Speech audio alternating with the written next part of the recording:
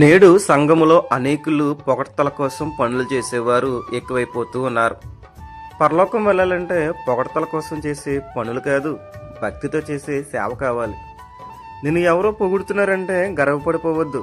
ఆ పొగడ్తల వెనుక ఏముందో ఎవరికీ తెలియదు. నోటితో చెప్పే ముద్దు మాటలు గాలి వీచినట్టే ఒక్క క్షణంలో మాయమైపోతాయి. కానీ మనసులో దాగి ఉన్న ఆలోచనలు ఎలా ఉన్నాయో ఎవరికీ తెలియదు, ఒక్క దేవునికి తప్ప. ఈరోజు నీ అవసరం ఉండి నిన్ను పొగిడేవారు రేపు నీ అవసరం తీరిపోతే నిందిస్తారేమో. అందుకే వాక్యం చెప్తుంది, మనుషులు పైరూపాన్ని చూస్తారు, దేవుడు మాత్రం హృదయాంతరంగాన్ని చూస్తాడు అని. చూడండి, యేసు ప్రభుల వారి దగ్గరకు పరిసయ్యులు, ప్రధాన యాజకులు ఆయన మాటల్లో తప్పు పట్టాలని కొంతమంది వేగులు వారిని పంపించారు.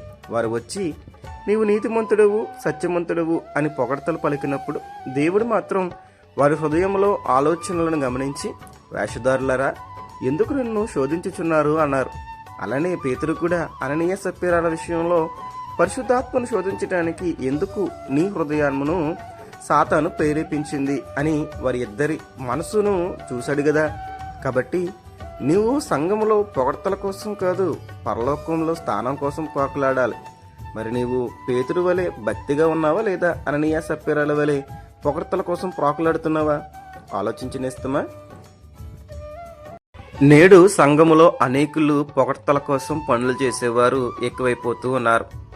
పరలోకం వెళ్ళాలంటే పొగడ్తల కోసం చేసే పనులు కాదు,